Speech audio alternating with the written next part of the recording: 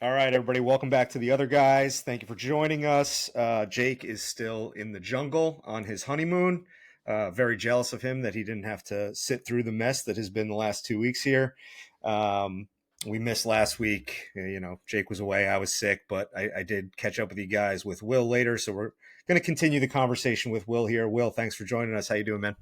Good, good. I'm back safely from MetLife for another fun afternoon where they look good in the first half. It's exciting, and they one thing happens and they fall apart in the second half and make bad coaching decisions. Rodgers looks like a different player, and they're 4-11.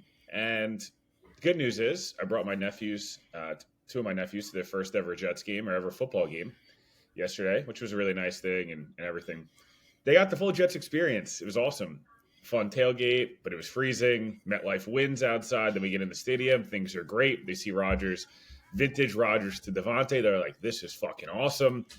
They got some merch from the team. Like, it was great. And then slowly but surely, they watched them melt away. And so I feel like I ingrained them in Jets fandom, and they are good to go now forever.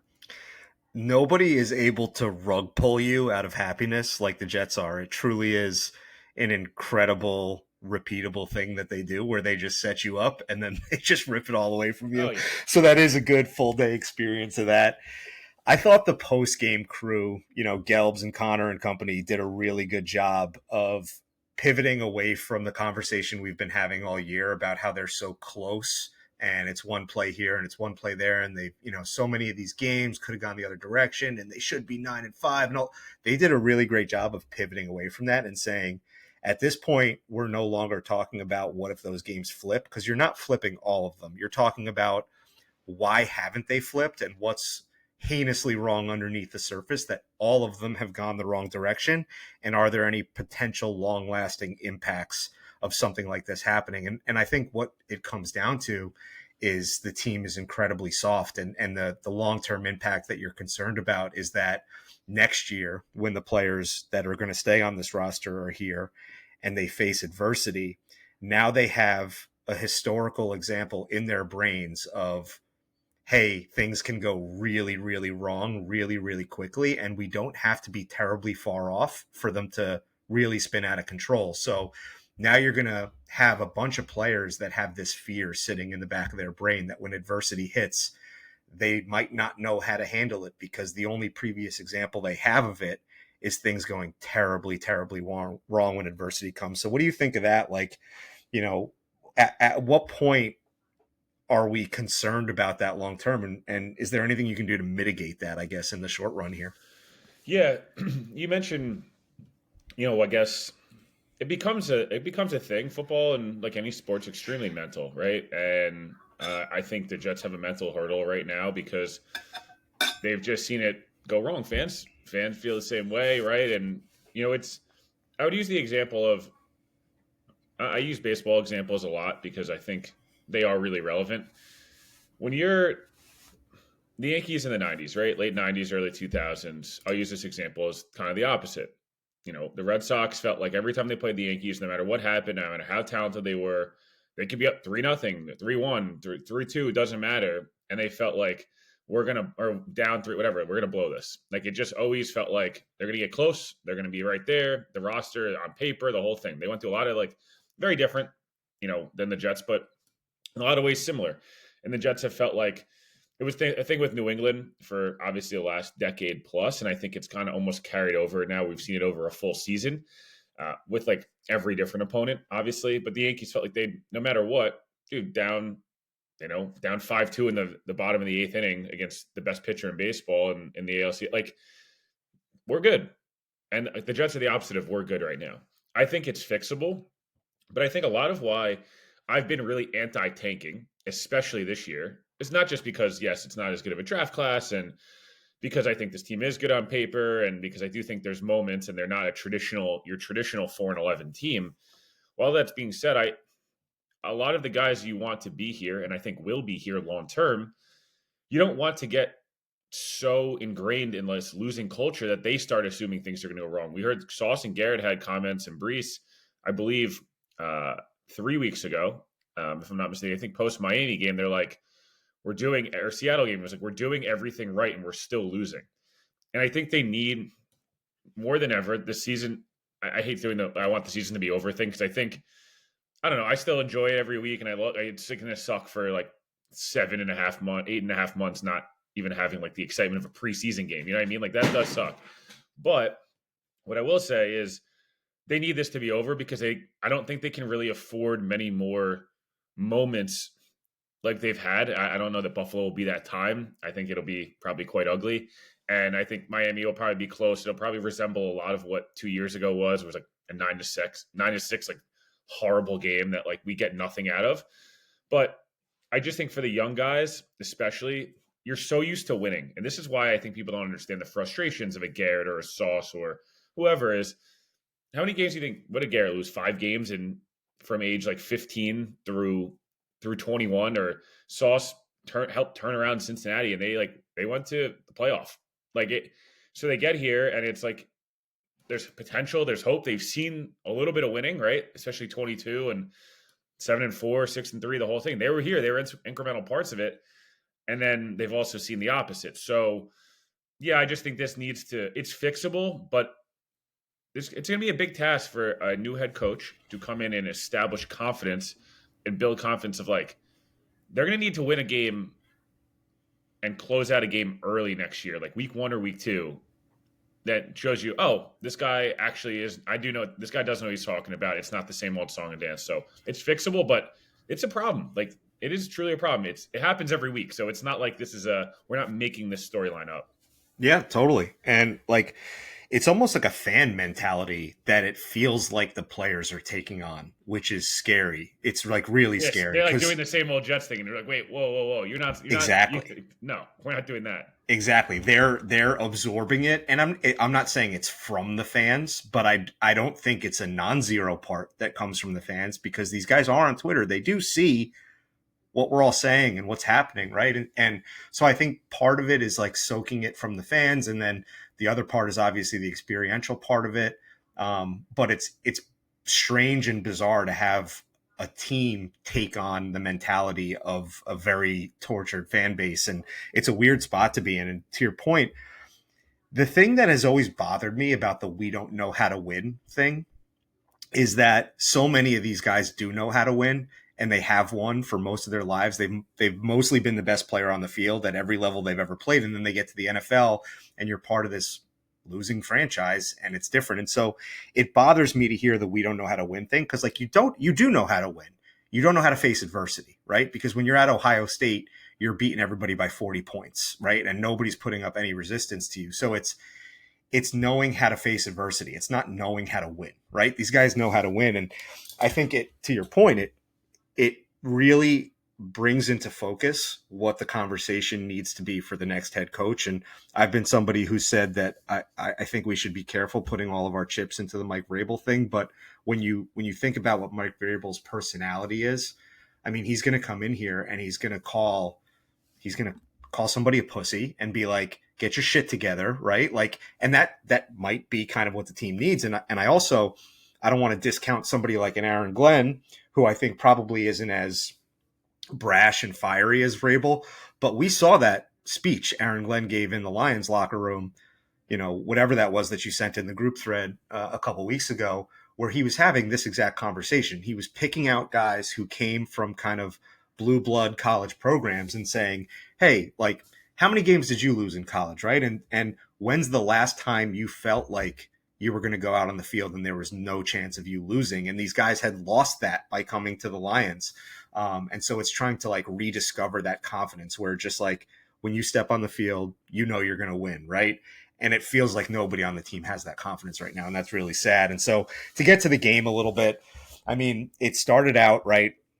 And I don't think they scored on the opening drive, but like that first touchdown drive, I was like, man, like this is what the offense was supposed to look like. And I found myself being like, man, maybe they should just run this shit back again next year. Maybe it was just the injury. Maybe he just needed an extra year to heal, like all this stuff. But then the same thing happens and they disappear down the stretch and there's no offensive presence in the second half at all. And the defense starts to crack over time. And, I hate to be a person who's like waffling back and forth on this quarterback thing, but where I was last year or last week after watching the documentary and thinking maybe we should just roll this back and try to figure out a way to unlock this guy, I found myself going again hard in the other direction, being like, we have to move on. And it's a little bit bigger at this point than just the play on the field. If it was just and Connor and Joe alluded to this in the post game as well, but like if it was just the play on the field, that would be one thing. But it's starting to feel like there's a bigger picture developing with like Garrett Rodgers was talking about Aaron Rodgers in his press conference, saying if people don't feel the same way as I do, meaning like I want to contribute, I think I'm open, blah, blah. And if people don't feel the same way, then there's like nothing I can do about it, right? And Samini said it in his article after the game. Like when he says people, he's talking about Aaron Rodgers. It's clear as day. And so as that big picture is developing, you start like it's not about the play on the field anymore. There's a different thing happening here. And I thought the way that he was funneling targets to Davante Adams yesterday when he was seeking his 500th touchdown was borderline treasonous. Like he completely put his own interests in front of the team. He ignored Breece Hall. He ignored Garrett Wilson. Connor picked out a specific play where he thought the game turned, where Garrett Wilson was wide open and he just stared down Davante and threw the fade. You don't even need the all 22 to see it. You could see it live. I'm sure in the stadium, you could see it probably better than any of us did on TV, but you didn't even need the all 22 to see it. You could see it happening. And he was funneling targets to Davante Adams, trying to get that 500th to him. And like, look, man, if it works and it lines up for you, great. Like that's a nice moment for you and your boy to have. I'm happy to have it. But when we're in a dogfight and you're ignoring the running back and you're ignoring the number one wide receiver in search of that, like it gets to a point where you're a traitor, right? And like I found myself getting almost to the moon angry watching that yesterday because it was so obvious what was happening. Almost just left myself on mute. No, look, I'm trying to think how I wanted to phrase this. I thought Rodgers, the first drive of the game, was awesome. Like I don't know how. Like I thought he was incredible. The 99-yard, 8-minute plus drive finishes with a vintage Rodgers. The Rodgers, kind of play action, the whole thing, and exaggerated, kind of movement. Incredible throw to Davante. Great catch, the whole thing. And I think I texted in the group. I was like, it's starting to feel like, while I know realistically he's probably not coming back, and everything you hear is like, yeah, like there's a shot, but like it's not likely. I was like letting the emotion a little bit of it, like, hey, this is now a division leading team in the NFC that is coming in here, and the Jets have nothing to play for, and you're like, he still looks healthy, he still looks good. You know what I mean? Like everything was kind of. Garrett had 2 targets on that drive, although this is where like I'm not. Connor's point was fantastic on that. Like you made like there was plenty of plays to go to, especially on the 4th downs and stuff like that, on where he favored go looking at Davante or Lazard, etc.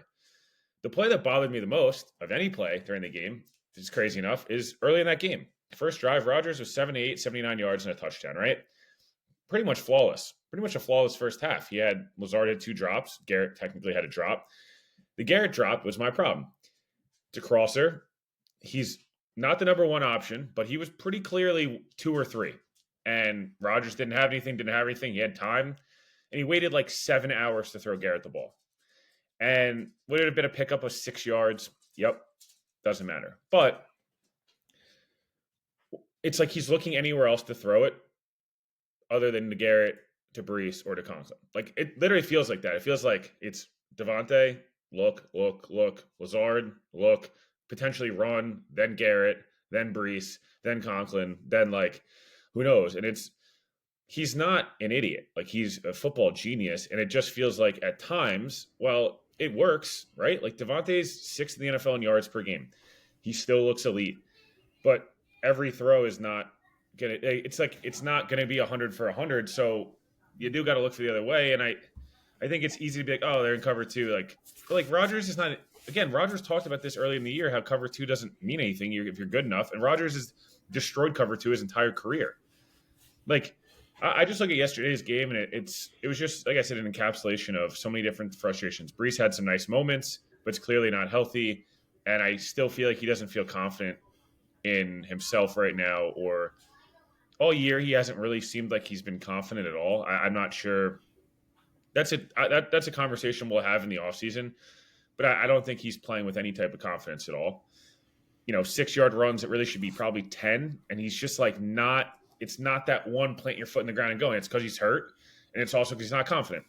You look at, thought Conklin had a really nice day, but he probably could have had 130 yards yesterday if like Rodgers just got rid of the ball. It's like, dude, take the 8 yards. This Jets offense is not built on explosives. So take the 8 yards there. And it's like, then he decides on 4th and 4 to throw Conklin a 25-yard seam ball. And yeah, the refs sucked yesterday. Ron Torbert's a horrible official. And it's more annoying because I know the game doesn't matter, but that play was called pass interference 2 drives before on the Jets on a huge play.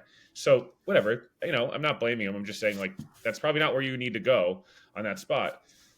You go to Garrett, and Garrett's not perfect.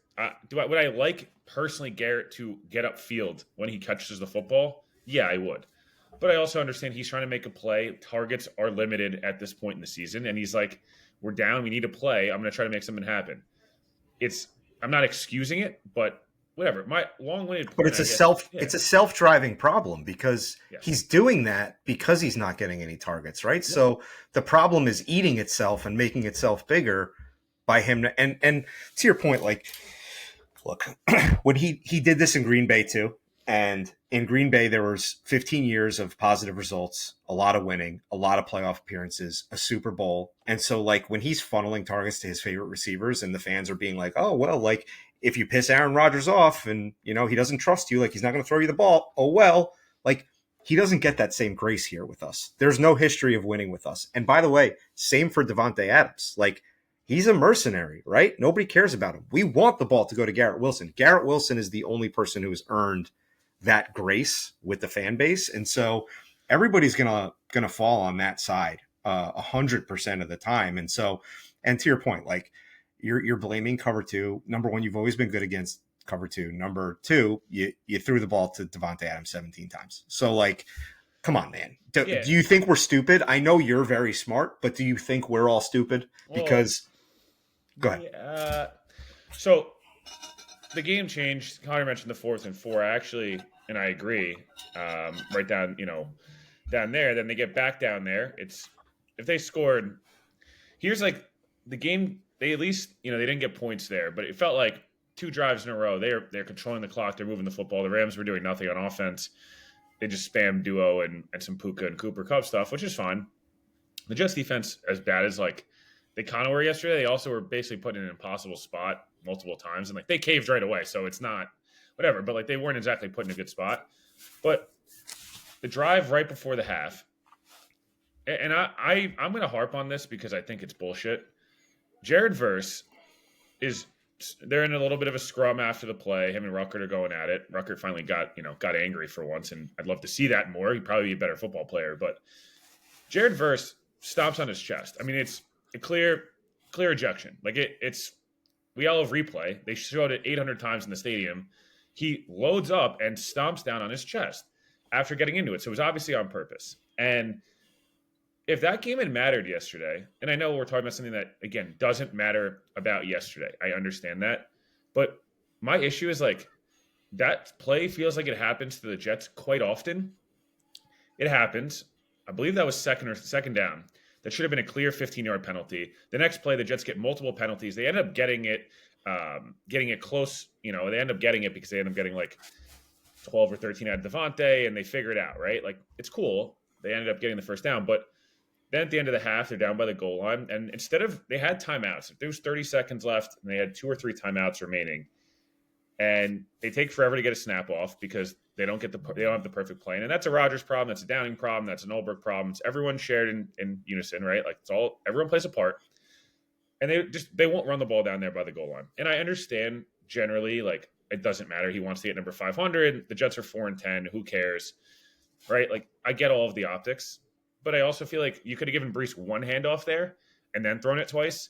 And they just threw it multiple times. Davante almost had the circus catch. And then 4th down, it's like, you're getting Rodgers running around in the pocket and they're throwing Brees like an off-platform corner end zone play that, like, yeah, maybe if you're throwing to Devontae or Garrett, who are natural receivers, and as good as Brees is, like, why is he getting a jump ball Le'Veon Bell in 2018 with Sam Darnold style? Like, that's not Brees's game. Like, he can do it, but whatever. The whole point being, Rodgers looks way healthier, and I think he's much closer to the guy that we were expecting the last 6 weeks. The numbers back it up, the play backs it up, the eye test backs it up. But as you mentioned, there's clearly issues with him and Garrett, and I'm not trying to create drama. Like, it's just, I think that like both those guys at best need a couple months apart, and maybe at worst are probably good on playing with each other. And I think there is too much. See, I don't have a